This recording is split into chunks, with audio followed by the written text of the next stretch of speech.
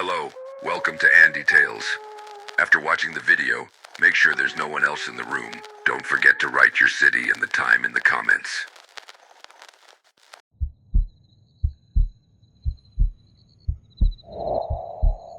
Hey there, you brave, thrill-seeking souls. Welcome to a story that'll sink its claws into your spine and leave you checking the shadows for the rest of the night.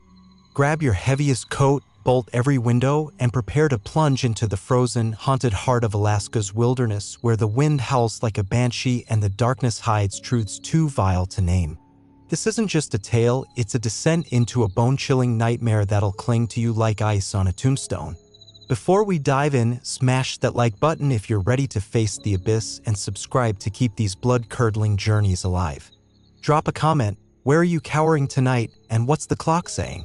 I'm itching to know who's trembling in Berlin at 2 a.m. or clutching their tea in Toronto at dusk. Now, kill the lights, let the cold seep in, and step into a world where every creak might be your doom. Ready? Let's venture where the sane fear to tread. Hook, the first night in that Alaskan cabin, I felt a presence, something ancient, hungry, watching from the frost-cracked walls. I came to escape my broken life, but the wilderness had other plans, and they were scrawled in a stranger's blood, waiting for me to unravel. 3 years ago, my life was a train wreck hurtling off a cliff. My bank account was a ghost town, my mind a tangled mess of sleepless nights and dark thoughts, and the city I called home had morphed into a post-apocalyptic nightmare. Every step outside was a gauntlet, streets strewn with needles, crack pipes glinting in the gutters, homeless camps sprawling like wounds. Muggings were as common as rain, overdoses a daily headline, and the air reeked of despair, thick enough to choke on. Sleep was a cruel joke. I'd lie awake, the city's pulse of honking cars and drunken screams pounding through my skull, my brain looping every regret like a cursed Spotify playlist. No girlfriend, no wife, no kids. My parents had passed in a car crash years before, and my siblings? We hadn't spoken since the funeral, our texts as cold as strangers' DMs. I was a man unmoored, rotting in a concrete prison, each day carving another chunk from my soul. I knew I had to run. So, I sold it all, lumpy couch, cracked laptop, every shred of my old life, crammed what fit into my beat-up sedan, and drove north to Alaska, chasing a dream of peace in a land where the mountains don't judge and the stars don't lie. I bought a ramshackle cabin on a scrap of land nestled in a valley of jagged peaks and pines so dense they swallowed the sun. The winters were merciless, but the northern lights were a revelation, shimmering curtains of emerald and violet weaving across the sky like the breath of gods. For a while, it was salvation. The silence was a balm, the air so clean it burned my city-soaked lungs. But here's the brutal truth, you can flee a city, dodge its claws, but you can't escape the monster in your own head. My demons followed, silent stowaways, and 3 months into my wilderness fantasy, I learned the hard way that the real horror wasn't out there, it was me. Life in the cabin was raw, unforgiving, but strangely beautiful. Bears roamed the hills, moose crashed through the underbrush, and wolves howled under the moon, so I kept a rifle and a shotgun close, my new therapists. A patch of dirt out back sprouted potatoes and carrots, enough to keep me from gnawing on tree bark. A solar panel hummed quietly, powering a flickering bulb and a kettle that wheezed like an old man. I'd sprawl in a hammock strung between 2 porch posts, staring at mountains that stood like silent titans, their snow-capped peaks glowing under a quilt of untouched powder. The forest stretched endless, a sea of evergreens dusted with frost, not a road or rooftop in sight. No emails, no deadlines, no smog choking the horizon, just me, the wind, and a quiet so profound it felt like a living thing, watching, waiting. I'd shut my eyes, suck in air that tasted like redemption, and drift off, waking to sunsets that set the sky ablaze, oranges and reds bleeding into purples, like a painter's fever dream. But peace is a fragile thing, and mine started cracking. The first night, I noticed the cold wasn't just weather, it was a presence. Seeping through the walls, curling around my bones. I'd wake to odd sounds, a creak in the floorboards, a faint scratch at the window like nails on glass. I chalked it up to the forest settling, the wind playing tricks, but the unease grew, a splinter I couldn't pull. One evening, restless after a nap, I stumbled inside to brew coffee, the kind that tastes like it was brewed in a gym sock. The bitter sludge warmed my hands as I wandered the cabin, looking for something to kill the boredom. The previous owner had left a mess of junk I hadn't cleared: a wobbly table, a chipped mug, and a bookshelf stuffed with sci-fi treasures: Philip K. Dick's dystopias, Asimov's robots, Heinlein's starships. I was thumbing through Ubik and Starship Troopers, hunting for a distraction, when my fingers brushed something different. A black leather book, no title, no author, its cover scuffed and faded like it had been through hell and back. Curiosity got the better of me. I pulled it out expecting a novel, but found pages of tight, cursive script, the ink faintly smudged, a diary left by the guy who'd lived here before. The first entry, dated January 9th, 2015, hit like a brick. I don't know if I'm cracking up. Saw my therapist in town yesterday and she told me to write it all down like it's all in my skull. It's not. When I came to this cabin, it was paradise, a sanctuary. Now something's stalking me at night, slinking under the bed, peering through the windows, trailing me like a curse. I'm snowed in, clutching coffee and my revolver. Sleep's gone. I hear it shuffling, gasping, like a corpse dragging itself from the dirt. I've seen it in the shadows, skin loose as a sack, eyes black as coal, spine bent like a broken bough. It moves wrong, twitching like a marionette with cut strings, but it vanishes when I look. The smell lingers, sweet and rancid like a grave's breath. I want to flee, but the blizzard's caged me. My wife swears she sees nothing, but she keeps slipping away. Last night, she was gone in the storm. I asked where, she says she was here, remembers nothing. Something's wrong. I'm terrified we're done for. My heart thudded, palms sweaty. This wasn't fiction, it was a confession, a descent into madness. I snapped the diary shut, not wanting to catch whatever fever had gripped this guy. If the last owner lost his marbles out here, seeing skeletal stalkers, I wasn't about to join him in the loony bin.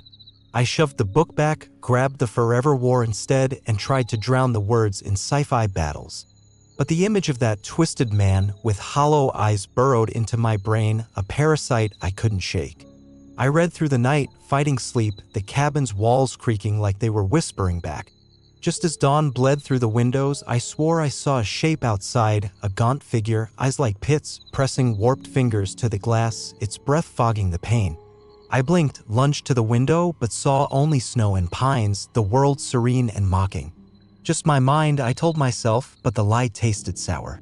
The next morning, I needed air, needed to outrun the diary's ghosts. I layered up parka, scarf, boots thick enough to kick a bear, strapped on snowshoes, and grabbed my shotgun. Wolves don't knock, and I wasn't taking chances. Stepping onto the porch, I froze. Footprints looped the cabin, pressed deep in fresh snow, too big for mine, too deliberate. My gut twisted, the diary's words screaming, "It's real." But the tracks didn't near the windows, they curved away toward the frozen lake a quarter-mile off. Squinting through the dawn's glare, I spotted a figure trudging across the ice, clad in black. "Hank!" I yelled, recognizing my only neighbor, a weathered hunter with a cabin a mile away. He flinched, spinning, his rifle snapping up. Seeing me, he relaxed, waving a gloved hand. "Josh, you're up with the owls," he called, his voice flat in the snow's muffling grip. "Sleep's overrated," I said, slinging my shotgun over my shoulder. "You after deer?" Hank grinned, teeth yellowed by years of chew. "Dawn's when they stir. Best time to catch him." He trudged closer, eyeing me. "You look like death, man. Those circles under your eyes could hold a week's groceries." I forced a chuckle, the diary burning in my mind. "Yeah, rough night. Hey, random question. Did you know the guy who had my cabin before?" Hank's face shuddered, his grin vanishing like smoke. "Knew him a bit," he said, voice clipped, like I'd stepped on a trap. "He's still kicking?" I pushed. Hank's eyes narrowed. "He's dead, Josh. Kicked it right there in your place." My stomach lurched, the air suddenly colder. "What, like a stroke?" Hank kicked at the snow, avoiding my gaze. "Alaska's a black hole for people.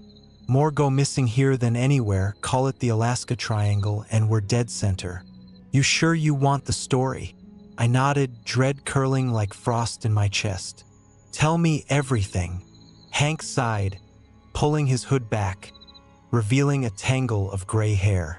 "Let's get out of this wind. Got any whiskey?"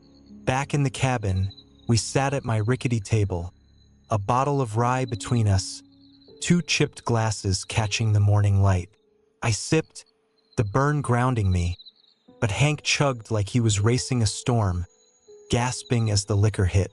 "Damn, that's the stuff," he said, thumping his chest. "So you want the lowdown on Will Tate, the guy who lived here? Truth is, it's a foggy tale. He was like you.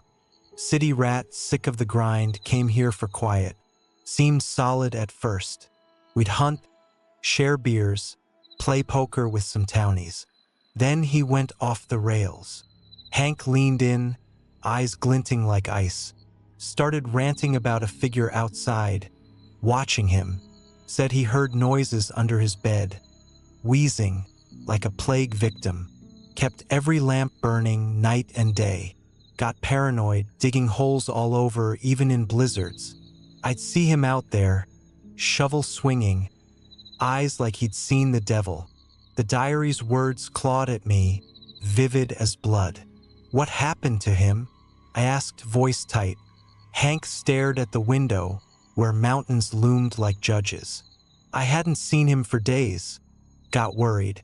Came over, found the door swinging open. He was in a chair, your chair, skull blasted open, shotgun at his feet. Blood soaked the floor, and a diary lay open, last page splattered red. It read something like, "I get it now. The crooked man's leading me to the truth. Today, I meet it." His final words. My pulse roared, the bookshelf's black book a silent accusation. "He killed himself?" I rasped. Hank nodded, slow. "Rangers hauled the body, took the diary as evidence. Case closed." I frowned, the math not adding up. If they took it, why was it here? And his wife? Pressed. Hank's face darkened. "She vanished same time. Cops thought she ran off, but..." He shook his head, like the forest itself was listening. "She was gone, like she'd dissolved into the snow." Hank stood, draining his glass. "Sleep, Josh. Don't let this place eat you." He left, his boots crunching into the distance, but his words hung heavy, like damp rot. I grabbed the diary, hands shaking, and flipped through its pages, the cursive sharp as a blade. Halfway through, an entry chilled me. "The crooked man isn't evil. He's warning me, showing me paths in the dark. Something worse is here, and he's my shield." I lingered on the final page, dated January 27th, 2015, bloodstains like a grim constellation. "I see the crooked man's truth. He's not the hunter, he's the guide. Today I follow." I slammed it shut, pulse hammering. Will Tate saw what I saw, and it broke him. Was I next? That night, I ate venison stew, the meat tough, the broth greasy, and poured over the diary's end. Will wrote the crooked man was leading him somewhere, protecting him from a hidden terror. I snorted, "Dumb bastard," letting delusions drag him to the grave. Then a jolt of clarity hit. What if I was just as blind?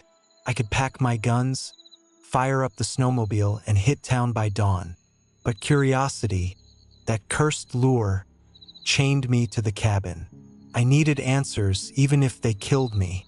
I collapsed in a chair, a beer bottle sweating in my hand, the TV droning old sitcoms, its canned laughter a flimsy shield against the dark. My solar panel powered the basics, no cable, just satellite, enough for light and heat. Tonight, I craved the TV's noise, its flickering colors a ward against the silence's weight. I woke with a start at 3:33 a.m., the screen spitting static, a hiss like 1,000 vipers. The cabin was black, the wind screaming outside, rattling the windows like a beast clawing to get in. The static growled, low and wet, and I swore I heard words, faint, choked, like a voice buried in mud. Black streaks slashed the screen, and an image flickered. My cabin, me slumped in the chair, staring at the TV. I lifted a hand, the tiny me copied. Dread flooded my veins, cold as glacier melt. I glanced up, no camera, just rough-hewn beams. The screen shifted. A pale figure crouched behind me, naked, its spine a twisted wreck, skin sagging like melted wax. A voice rasped from the speakers, thick with decay. "He's a slayer, death's shadow. Many lie rotting in these woods. You're next." He watches. Long, blackened fingers stretched toward my neck. I lurched up, heart a war drum, and spun, knocking the TV to the floor in a crash of glass and sparks. In that fleeting light, I glimpsed a face, sunken, eyes like burned-out stars, grinning from behind the chair. Darkness swallowed it. I flicked on every light, hands shaking, but the cabin was empty, the air thick with a sweet, putrid stench like flowers left to rot. The warning echoed, "He's a slayer. Not the creature, someone else." Hank? The thought was a knife. I had to run. I piled on layers, snow pants, sweaters, a parka to fend off the -30 degrees Fahrenheit wind that could freeze skin in seconds. Alaska's missing persons stats haunted me, bodies buried in snow, lost forever. I grabbed my shotgun, bolted to my snowmobile, and tore toward Hank's cabin, praying he'd harbor me till dawn. The trail was a tunnel of pines, their branches snatching at my coat, shadows dancing in my peripheral vision. 3 times I swore I saw a pale figure in the snow, vanishing when I turned. Hank's cabin glowed ahead, lights spilling through frosted windows like a beacon. I skidded to a stop, spotting 2 sets of tracks in the snow, one heavy, one delicate. Strange, but my panic didn't care. I pounded the door, and Hank answered, bleary-eyed, half-dressed, frowning like I'd woken a bear. "Hank, something's wrong at my place," I gasped. "Can I crash till morning?" "I can't stay there." He yawned, waving me in. "Couch is yours. Keep that shotgun safe." His cabin was larger, kitchen, living room, bedroom, bathroom, but worn, cozy in a rugged way. He pointed to a sagging couch and shuffled to his room, the door slamming like a judge's gavel. Sleep was a pipe dream. I paced, eyes snagging on his bookshelf. True crime, serial killer deep dives, Bundy, Gacy, Dahmer, a murderer's library. At the end, a black binder, unmarked, its cover battered like the diary. My heart sank, but I couldn't stop myself. I pulled it out. Inside, a horror show unfolded, news clippings, a chronicle of vanishings. The oldest, from 2 decades back, mourned a hiker lost in these woods, body never found, a reward for answers. Pages piled up, women gone, drifters dead, men erased, no leads. Near the end, a report on Will Tate's suicide with "got him" scrawled in red ink. Another on his wife's disappearance, blank. A metallic click froze me. "Enjoying my scrapbook, friend?" Hank's voice, jovial, venomous. I turned, clutching the binder. He leaned in the doorway, pistol gleaming, grinning like a jackal. "You? You killed Will, his wife, all these people." My voice cracked, the world tilting. Hank's laugh was a blade. "Will's wife was cozying up with me. They all get what they deserve. Just clipped another tonight. Was gonna save you for a rainy day, but his eyes burned empty as a shark's." A flicker of pale flesh stirred behind him. The crooked man rose, jerky, its warped spine trembling, eyes like black wounds. I stared, mute, terror and awe colliding. "You're broken," I whispered. Hank cackled. "Broken? The only fix for me is a needle in the arm, and I'm too sharp for that. Always clean my tracks." The crooked man traced a jagged finger across Hank's throat. He choked, spinning, screaming into the empty room. I'd offer my shotgun as Hank fired, bullets tearing the air. One splintered the ceiling, raining wood, the second ripped through my calf, a molten spike of pain. I roared, rage and agony fusing, and fired. The slug obliterated Hank's skull. Blood and bone painting the wall in a gruesome arc. He collapsed, a broken doll. The crooked man stood, grinning, its rotted lips curling. Blood gushed from my leg, soaking my pants, but I held its gaze. "You weren't hunting me," I panted. "You were after him." It said nothing, slinking into the bedroom's shadows, gone. The TV's words clicked. "He's a slayer, you're next." The crooked man wasn't my enemy. It was my warning. Maybe Will's too. I bandaged my leg, pain a white-hot scream, and doused the wound with vodka, biting back a howl. Rummaging through Hank's bathroom, I found painkillers, swallowed a handful with a warm beer, and braced for the ride to town. Dawn crept over the mountains as I limped to my snowmobile, the cabin a slaughterhouse behind me. In the doorway, the crooked man stood, hunched, grinning, raising a twitching hand. I nodded, a silent thanks, and gunned the engine, tearing toward town, the truth a heavy anchor. Sometimes the monsters save you. Thanks for enduring this frozen, blood-soaked plunge into Alaska's darkest corners. If it left your pulse racing, smash that like button, subscribe, and drop a comment. Could you face the crooked man? Or would you flee at the first shadow? Tell me where you're at and what time it is. I'm dying to know. Stay vigilant, keep a light burning, and maybe double-check your locks tonight. Peace out.